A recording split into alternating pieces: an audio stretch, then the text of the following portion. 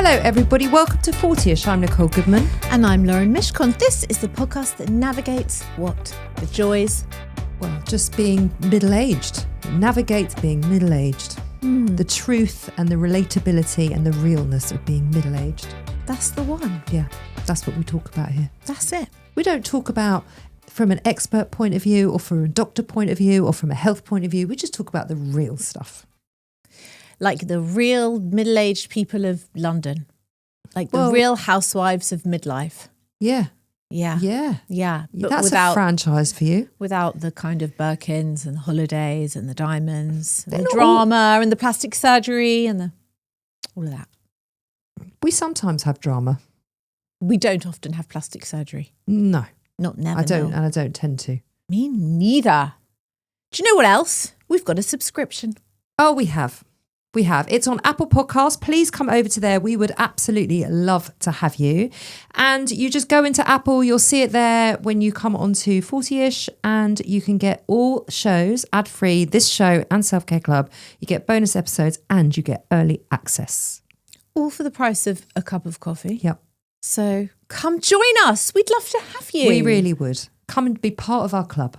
What is the most 40ish thing that's happened to you this week, Nicole Goodman? Well, you know, like everything is just everything. Everything that happens is me being in my late years of 40. Well, you can only be where you can be. Yeah, exactly. How very profound. Thank you. Thank you. We went to see Mel Robbins. Yes, you and I. We went to see Mel Robbins in London. She was doing one day only. You got us tickets. I didn't really want to go, did I? I wasn't that excited. You were so shocked that I didn't want to go. I booked these tickets in February. I sat in the reception of the hotel on my phone for over an hour. I thought, I'll never get them. And I waited for the countdown. I got them and I was so excited. And I was like, you're never going to believe it. I've got us tickets to Mel Robbins. And you were like, meh. I was. I couldn't believe it. I really was. The world's #1 podcaster. And how was that show? Yeah, the sigh says it was very meh. It was very mid, as my children would say. It was so mid. In fact, it was less than mid. But it seems that we are the only people that have walked away feeling a bit meh about it. No. I spoke to my friend who we happened to see in the queue, and she was like, nah. Come on, mate. I don't know a lot about Mel Robbins, but I do know that you don't trot your kids out to play guitar in the middle of your podcast show. If you don't know who Mel Robbins is, she is one of the biggest podcasters in the world. She is an American coach. And she says it how it is, doesn't she? Yeah, she's a motivational speaker, but like one of the best. Yeah, and she wrote a book called The Let Them Theory, and it's just gone like, I think it's the fastest selling self-improvement book of all time. On Amazon, yeah. I think something that's what like she that. said. Sold 5 million copies. Wow. Yeah. Wow. So she's a big hit. So there was, and she came on and she's talking about all the fun we're going to have and all the things we're going to do and all the things that you're going to learn about and all the ways in which you're going to walk out of here feeling amazing. And, it's going to change your life, what you're going to learn tonight. In the next 2 hours. But, I didn't learn much listening to her 25-year-old daughter talking about her gap year in Cambodia and how she came back poor and unemployed because, hello, welcome to the world, 25-year-old. So she basically brought out her family. Yeah. It's like her family travelled with her and then I was being schooled by a 26-year-old and then a 23-year-old. Who played a song for us on her guitar. And she talked about comparison. She was a comparison expert. Whatever. I do not need to be schooled by her children. I didn't come here to be coached by your kids. I came here to listen to you. Anyway, my 40ish thing was this. Mm-hmm. Right at the beginning, she gave you a tote bag with a notebook in it. She did. And you had to write, I think the saying was, this year I'm going to. This is the year that I will ... Yeah. And she gave you a pen and a pad that said, if no one else tells you today, remember I love you. It was a bit cheesy. Do you think? I do, yeah. I do think it was a bit cheesy. Yeah. It was nice. It was cute. Yeah. Anyway, so this is the year that I will. So we all had to write it down in our notebooks and then you had to finish the sentence for yourself. That's right. And I turned to Lauren and I said, I was thinking of all the things that are going to happen to me this year. And I said to Lauren, this is the year that I'm going to probably lose all my friends due to my perimenopausal rage. Mood swings. Yeah.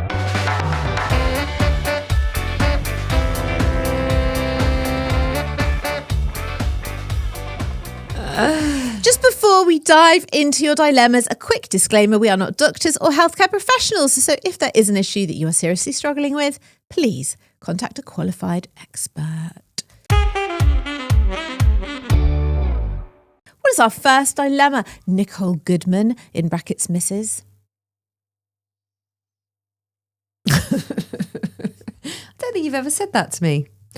Hi, love the podcast, long time listener, first time complainer.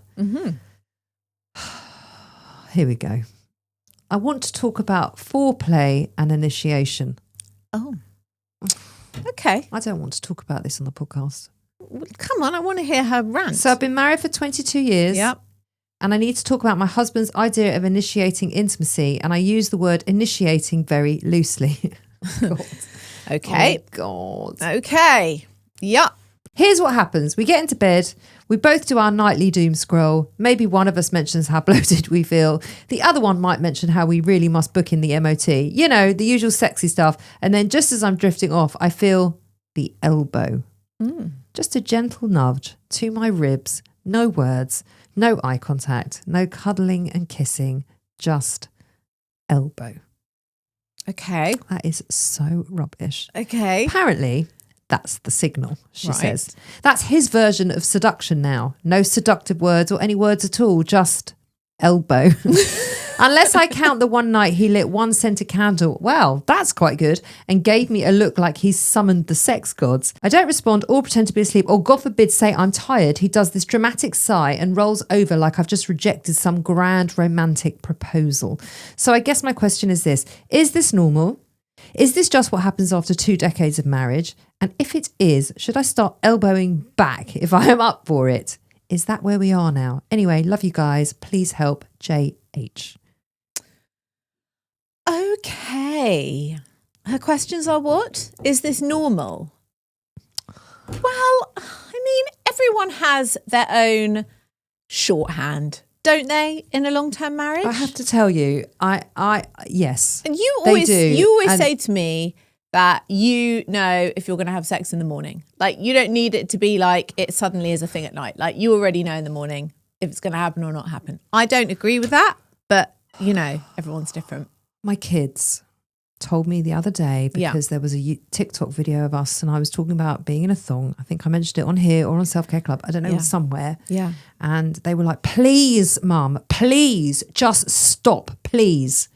I said, well, I can't really stop. Stop hosting a podcast. Stop with the thong and the sex and just stop.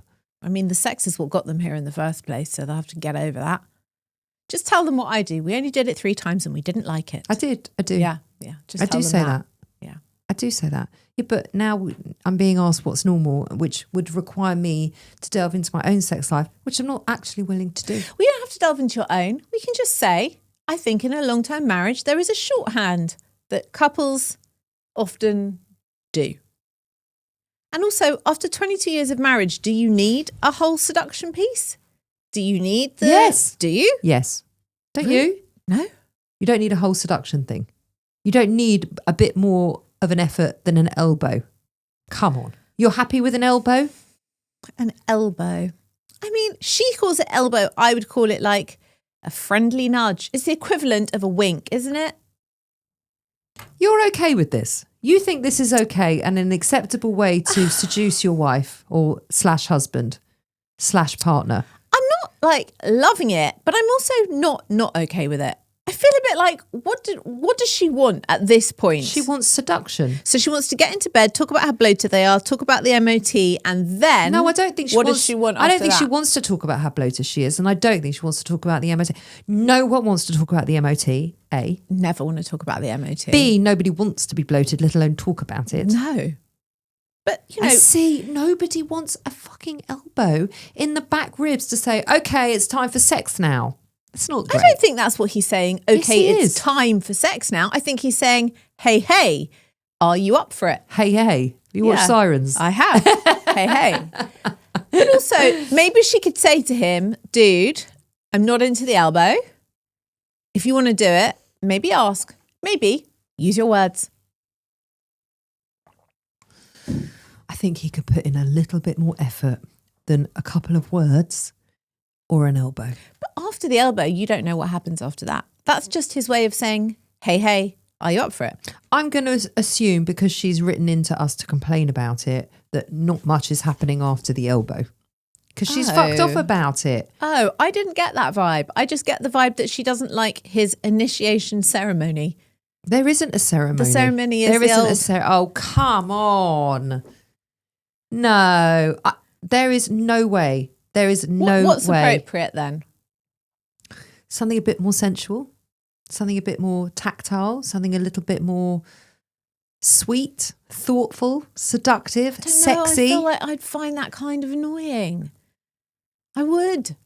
I wouldn't. Why would you find that annoying?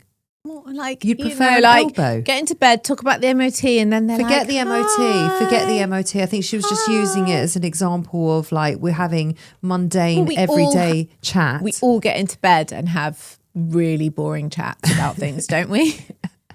Don't we? I mean, often by the time I get into bed, Adam is half asleep. So, but even so, you can still manage a very dull chat about the logistics of the next day, or the logistics of the household. That's what I mean. And that's quite hard to then turn into some sweet talking seduction affair. It's quite hard to flip that narrative. Like I said to you, I think these things, I've said it to you before, I think they need a bit more planning. I think when you've been married for 22 years, I think it needs to be a little bit more planned and a little bit more thought about, a lot more thought about. If the elbow is not okay, and I cannot believe that you think it is. I think it's okay, but I don't think it's not okay. I do.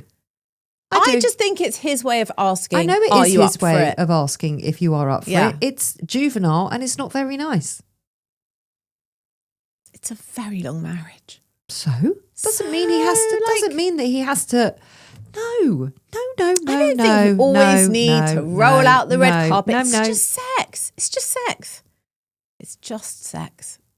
I think there's a big difference between an elbow and rolling out the red carpet. There is a lot in between. There is. Yeah, okay, there's things in between. There are things in between. It's not the worst thing I've ever heard. That's what I'm saying. She's not saying it is. I think you're being very extreme about it. She's saying, is this normal? Should I expect something better? I'm a bit fucked off about it. Am I going mad?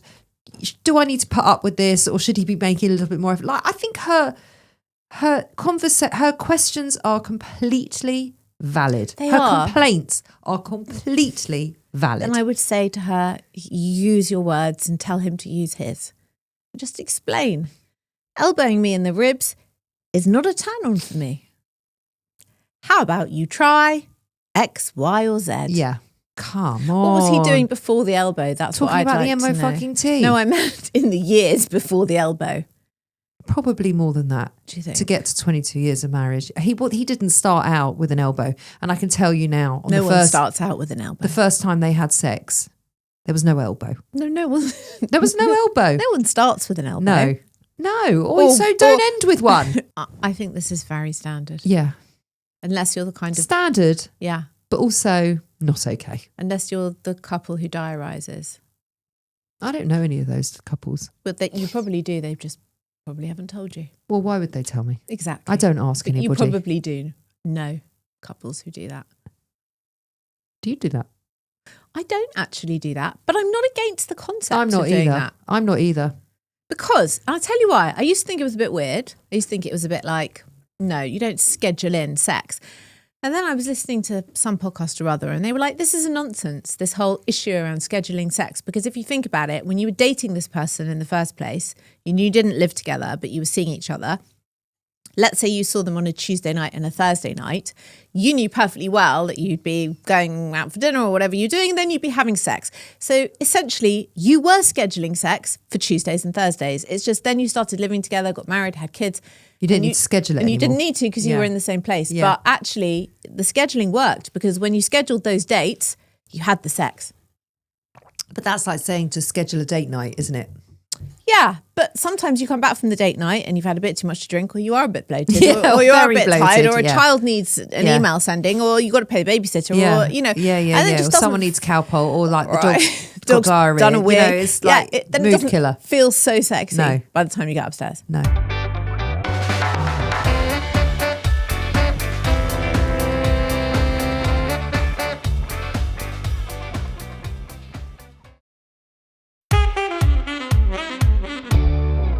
Come on then. So I was in the supermarket Yeah. in the banana aisle. Yeah, I can see, yeah. Because You've written that I don't down. know Banana why, aisle. but like in my house, I feel like I buy about 20 bananas a week and they're gone 3 days later. Do you feel like you go through a lot of bananas? I either go through all the bananas immediately or I go through no bananas. I said this to you the other day with the apples. Oh, the apples. The apples are either gone, hupped. Everyone's had an apple. Everyone needs an apple. Yeah. Apples are gone. Yeah. Or Yeah. apples will sit in my fridge for weeks on end until I chuck them away. Yeah. What's that about? I don't know. It's either or. And with and avocados, I feel like Avocados. they're too hard, they're too hard, they're too hard. You go upstairs and blow Mouldy. dry your hair, you come down, it's off. Yeah. What's that about? What is that about? You have about a 40-second window where you can eat the avocado. And also, otherwise it's brown. I either have 20 avocados or no avocados. Or you have 2 avocados and you get really excited for the avocado and you open the avocado, You're it's like, off. oh no, it's off. Anyway, I'd run out of bananas again. This seems to be a problem. However many I buy, it's never enough. Now I've started giving the puppy half a banana in the morning. So she's adding to the banana usage. Anyway, I'm in the aisle, the banana aisle, and there's a man standing next to me, a midlifer like you and me. And he's chatting away. And Chatting to you. And I'm about like, what? I'm like, oh, sorry. Because, you know, I'm not paying any attention. I'm looking at bananas. I'm sorry, what? And he went, oh, I'm really sorry. I was talking to myself. And I said, I'm so glad you said that because I talk to myself all the time in supermarkets. It's not just you. And we ended up having this whole chat about how it's okay to talk to yourself in the supermarket. I felt so seen. And you know what was so nice? What was he talking about? He was just talking to himself. No, about what? Bananas? I couldn't really hear, which is why, probably the bananas, which is why I was like, I'm sorry, what? What did you say? He felt so kind of validated and he felt like he was normal. And I felt so seen because I met a fellow midlifer who also talks to themselves in the supermarket. You know what? It was You've now said it. I'm sorry. a beautiful midlife I'm going to have moment. to interrupt just for a moment. Why? Because you've said it twice now and I don't really feel like I can let it go a third time. What? You don't just talk to yourself in the supermarket. You just talk to yourself. Okay, I do. Do you talk to yourself in the car? You talk to yourself in the kitchen a lot. How do you know? Because if you're there, then I'm talking to you. You're not though. You mutter to yourself. You mutter. I do. Yeah, you do. So it's not just in the supermarket. No, but especially in the And supermarket. I feel like you've fed him a lie. You mean I fed him a lie? You misrepresented yourself because you were like, oh, I talk to myself in the supermarket too. No, I just said to him- supermarket words are irrelevant because you just talk to yourself. No, I think I said to him, I talk to myself all the time. It's okay. It's What was he normal. talking about? I couldn't hear. He was muttering to the bananas. Probably like, you're not ripe, you look ripe, you haven't So got he actually enough. wasn't talking to himself, he was talking to the bananas. I don't know. I just heard him muttering. I thought he was talking to me, and then I thought, don't talk to a woman in the banana aisle. It's problematic. But he wasn't talking to me, so it was fine. Well, he was eventually. Maybe Well, that's yeah. his chat up line. It's his chat up line. He wasn't talking to himself. He really, really just, it wasn't a chat up How do you vibe. know? I reckon you would miss those signals. I may miss many signals, but those I reckon if some bloke in the supermarket, a fellow midlifer, was chatting to himself in the banana aisle, I mean, what could he possibly be saying? It was a total ruse to get to talk to you. It wasn't. It was. It was. I mean, that's very nice. So basically what's now happened. Here's what's happened. You're being chatted up in the banana section of the supermarket and you have just confessed that you talk to yourself and then he's like, fuck that. I thought she was hot. That's she so looked around rude. my age. That's so rude. I'm leaving now. Did he? so How long was rude. he talking to you for after that? It wasn't a No, very it wasn't long. conversation. No, did he get up and leave? Oh, there's a very attractive young woman. Sorry, there's a very attractive woman. I'm going to see if I can try my luck with her.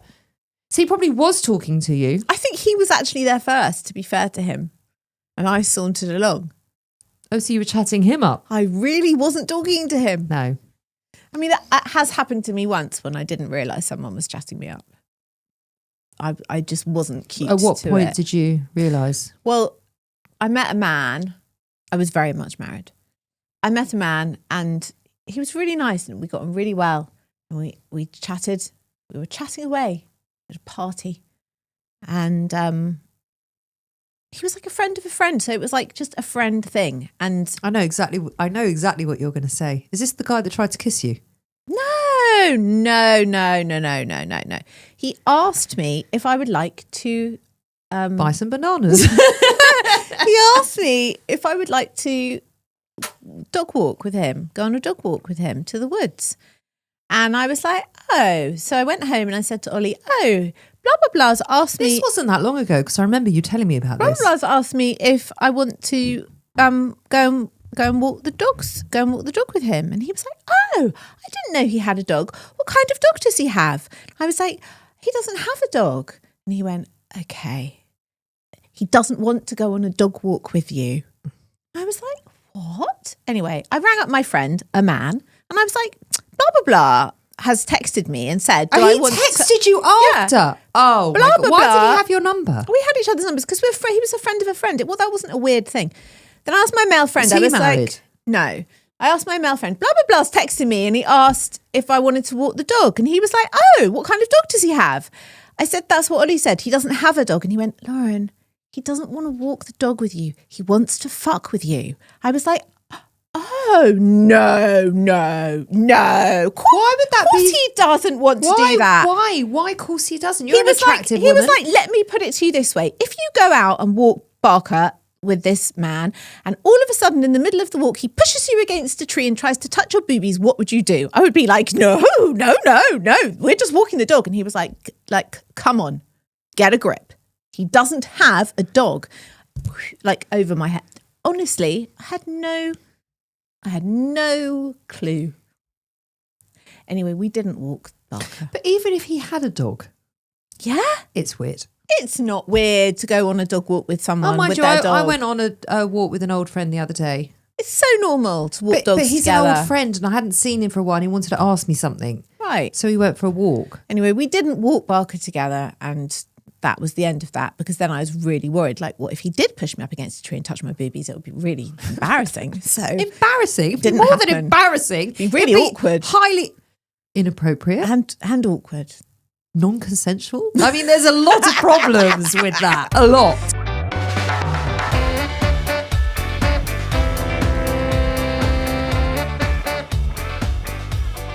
Anyway, should we get on to our next dilemma? Yeah. Hi, Lauren. Hi, Nicole. Hi. I have a dilemma that I don't think you have dealt with before. I've lost my friend to Jesus. Oh, God. We haven't dealt with that before. I am 47. I recently went on a weekend spa break with some girlfriends. Our WhatsApp group for our trips away is called Air Bitch and Bitch. I love that. Oh, Like Airbnb. Basically, everyone pretends that they're going to relax, but ends up ordering wine at lunchtime and gets drunk in a robe, having a solid bitch by 3 p.m. and then a nap. That sounds amazing. Oh, dreamy. Some years ago, a girl in our group got so wasted that she fell asleep during a treatment and kept muttering, "Where are my crisps?" Her nickname ever since has been Crisps. Walkers. My friend recently moved towns and started going to church because her husband encouraged it, and now she is really into it, like really into it. Whilst we were away, she asked if we could change the WhatsApp group name to Girls Weekend Away. And oh, God. Oh, so she's become like a proper Christian. And she asked us all privately to join her in only calling walkers by her real name, and then quoted Why, something though? about kindness from the Bible. Oh. She ordered a jug of mocktail for the table at lunch because she said that she felt our rowdiness caused by alcohol was not very becoming. This was a girl who back in the day used to wear a bikini top and cowboy boots to the pub as a legit daytime outfit. I really like my friend, but now that Jesus wants her for a sunbeam, she is a lot less fun. We are seriously considering not including her on our next trip. Thoughts, please.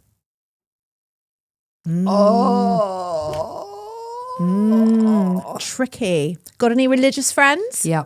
Yeah, me too. And also one of my closest friends, she wasn't. And then she met her now husband. I mean, they've been married for 25 years. And he was very religious. Right. So it was either... His way or the highway. Well, she either had to embrace his lifestyle or not. It wasn't going to work otherwise, because he was always has been, and it still is, a very religious man. And she's very religious now. Okay. I mean, I found surprisingly, when I met one of my friends who's very religious, that she was subversively so naughty. Like, you know how you always say that I'm a little bit naughty? She would like sneak Marlboro lights in the car. But what's wrong with that? It's not against the religion. Nothing. But what I'm saying is, I had this preconceived idea. You believe people are wholesome. Yeah. No, my friend's not wholesome. She was not wholesome. My friend's not wholesome. She was like a bad girl. Well, who what? lived by the rules. Yeah, she was. I think and you I can love be that. religious and still be adventurous and still fun. have a wild spirit. And be very fun. Yeah. She was very Those fun. two absolutely coexist, which they absolutely coexist with my friend. She's loads of fun. Yeah. She's more fun than me. In fact, she says that I'm really boring because I go to bed early. My friend was also really fun. So I think that this friend, unfortunately, it's not the religion that's making her boring. It's the way in which she is responding to it. Do you think maybe because it's a new thing, she's really leaning in?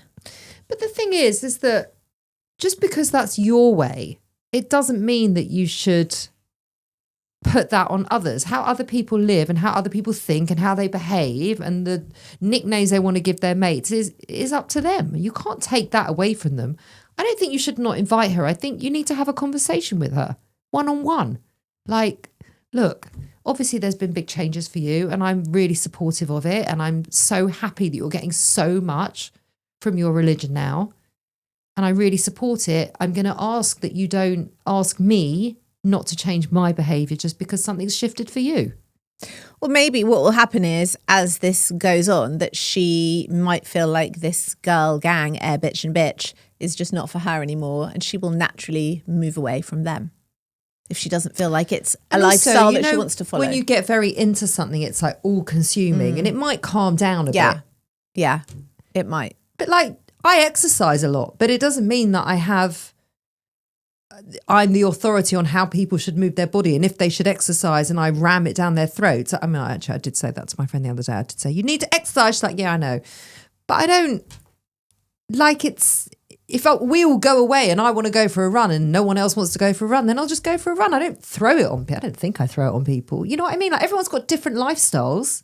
We've just all got to support each other and accept each other for who we are and what we do. But if they go on their bitch and bitch and they want to get pissed and call her walkers and they feel like they can't really do those things because it's being frowned upon, that's also not much fun. But I think it needs a conversation. And I think it would clear itself up. Would you change the name of the WhatsApp group? No, I wouldn't.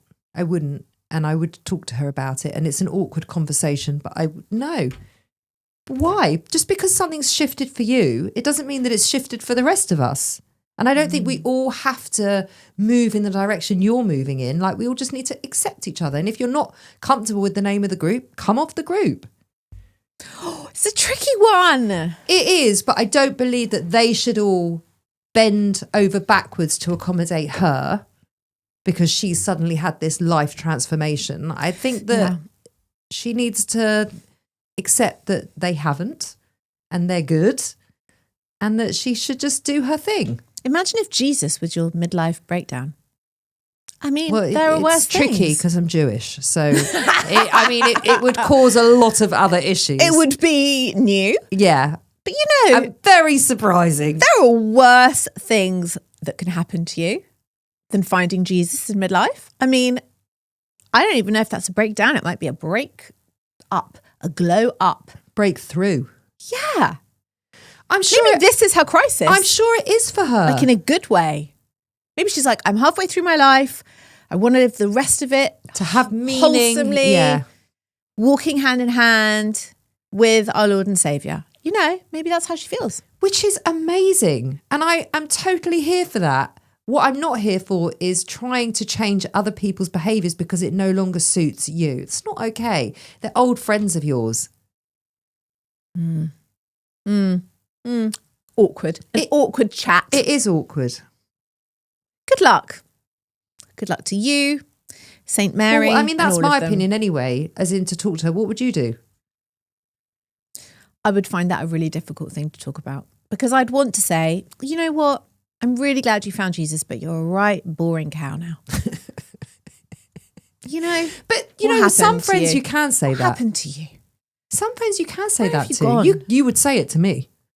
Where have you gone? You'd be like, you are so fucking boring. What is going on with you? That is what you would say. Do I need to worry? I don't think I would say to you, you are so fucking boring. I You think would. that is quite insulting. You I would no, never but say that to you. You would in the I way. would be like, why are you in the synagogue all day and not on the paddle court? What's happening here? Is something happening here? Do I need to worry about this? Yeah. Is this a thing now? And you'd be like, I'm sorry, I can't go out with you on Saturday because I'm keeping the Shabbat. And I'd be like, oh. Yeah, but Oh, also it's you like, but are? I can't. And I would really prefer it if you kept the Shabbat. Like, how would you feel about that? Oh, and I can't come round to your house anymore because you've got chorizo in your fridge. Yeah. I'd be like, what? What do you Non-kosher- mean? It's a non-kosher meat for those wondering. What yeah. do you mean? Yeah. Yeah.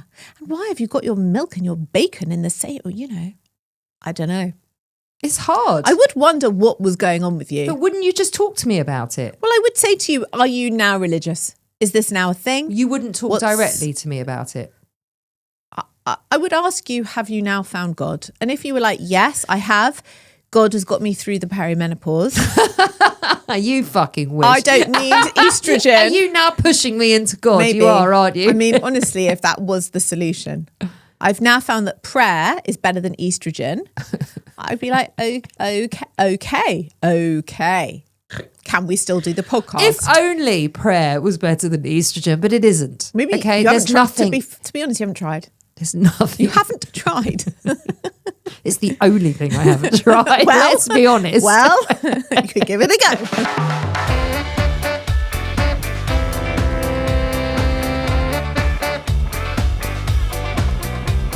That is our show on 40ish. We're going to be back on Tuesday for a brand new episode of Unfiltered. If you want to be in touch, hello@40ish.co.uk. And we are releasing a self-care club on Monday. Come over to our subscription on Apple Podcasts.